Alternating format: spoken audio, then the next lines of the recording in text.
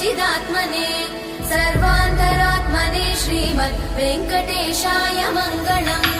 स्वतः सर्वविदे सर्वशक्तये सर्वशेषिणे सुलभाय सुशीलाय वेङ्कटेशाय मङ्गलम्।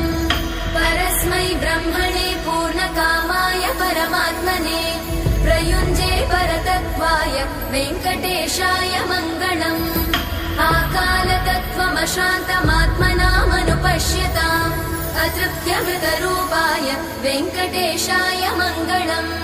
प्रायस्वचरणौ पुंसां शरण्यत्वेन पाणिना कृपया दिशते श्रीमद् वेङ्कटेशाय मङ्गलम्।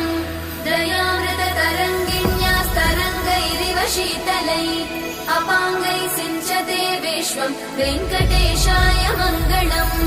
स्रग्भूषाम्बर